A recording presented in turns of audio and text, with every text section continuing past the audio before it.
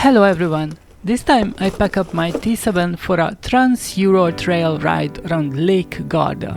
I split up the section for 2 easy ride days, because this time I ride with a beginner adventurer. The first part is reverse direction from our base camp in Marco near the lake. This way we can get a bit warm up before getting on the gravel roads and hillsides. Let's see how it goes.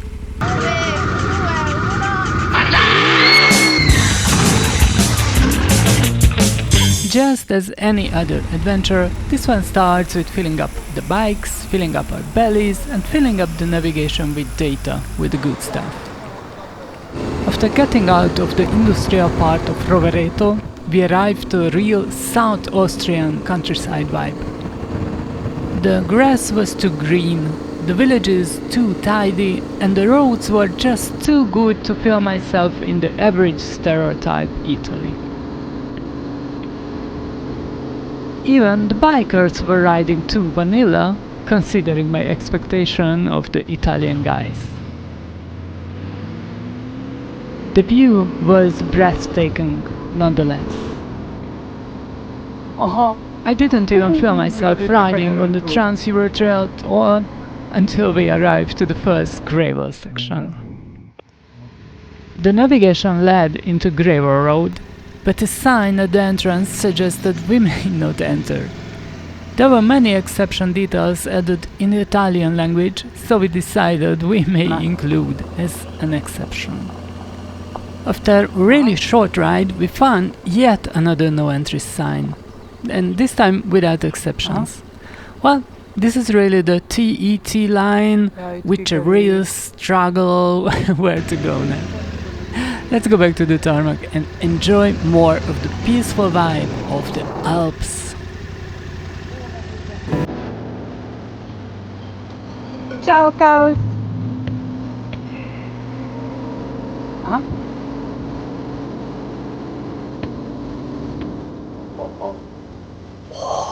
Oh.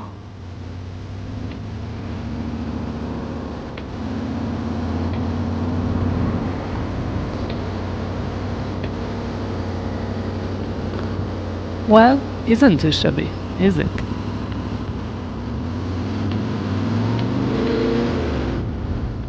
Arriving to the Lake Garda, you suddenly know this is all about a tourist attraction. And tunnels. Especially on the west side, a lot of tunnels.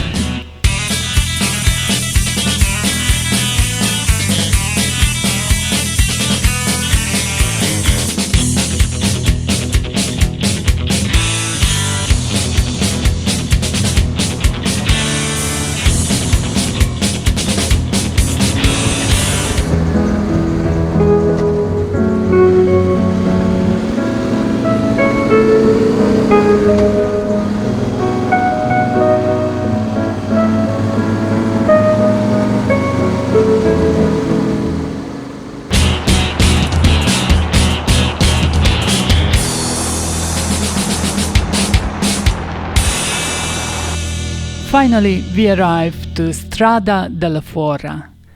This is a huge tourist magnet road. It leads to the west from the lake. No wonder everyone wants to see it. This gorge is fascinating, with overhanging rock formations, the narrow road and beautiful view to the Lake Garda.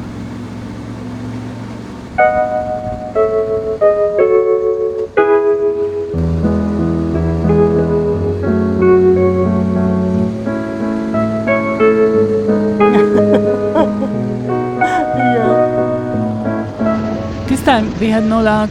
The sfumato was too strong to see clear enough the hills on the other side of the lake. We stopped anyway because it was fascinating even in these conditions.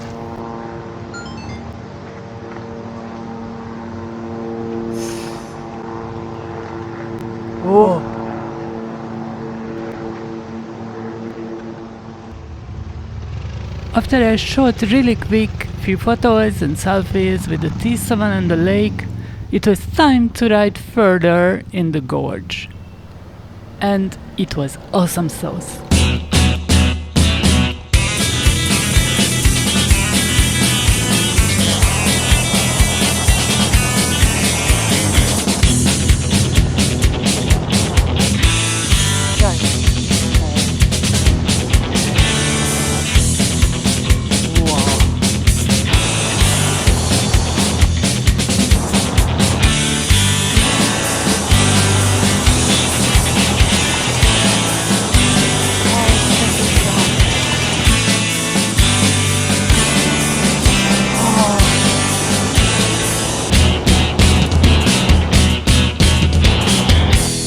Okay, and that's it. Only few kilometers rise to the gorge and you arrive yet another South Austrian style ghost house. OMG!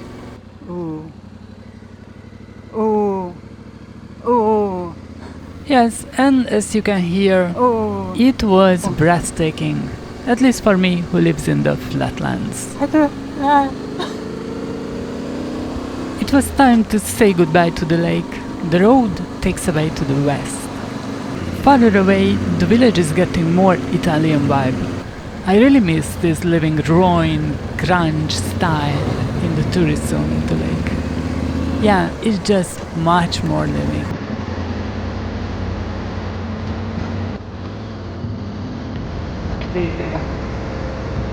Oh.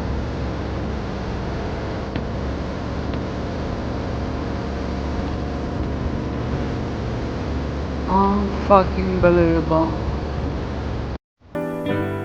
After the easiest part of the track, quick check on the bikes, saying goodbye to the perfect tarmac, and there you go, up to the hills.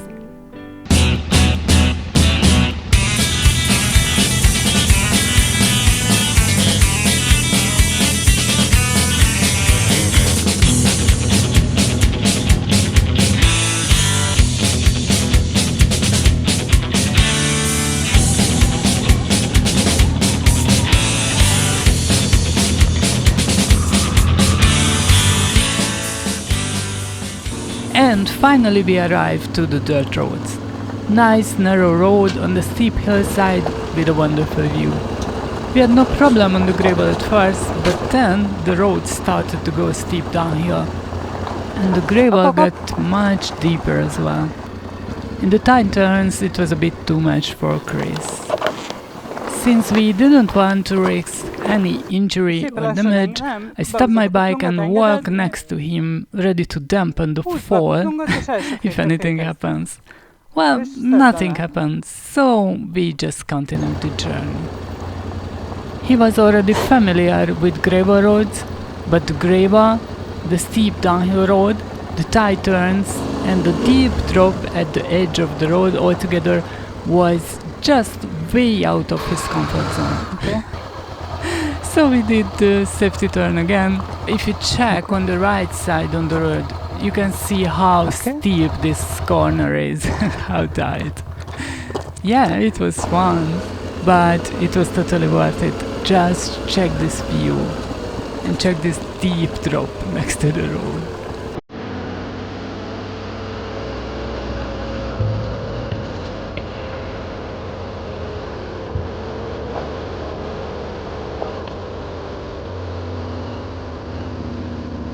After a long ride in the forest, we stopped for a quick rest.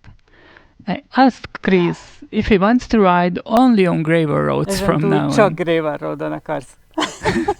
Well, you can sense the answer. Next to the track there were many small caves like this. I'm still wondering what's their function. We also stumbled into this abandoned military purpose building complex. No matter how boring they are, I always loved abandoned places. They are magical. So anyway, the dirt road ended. We just followed the road down the hill on this really narrow tarmac road, and we arrived back to the village area and back to the real South Austrian vibe roads.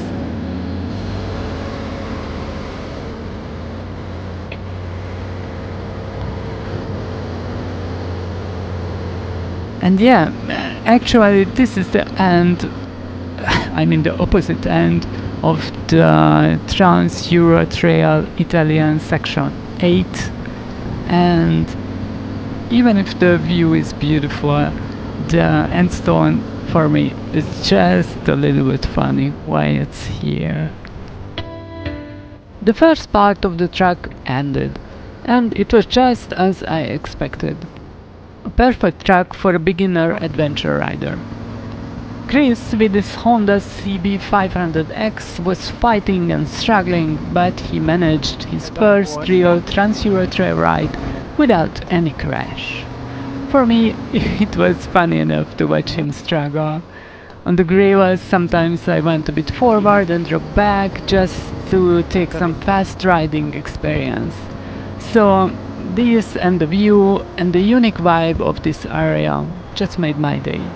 We went back to the base camp on the main road on the western side of Lago Garda. Yeah, nice late afternoon ride with a wonderful view.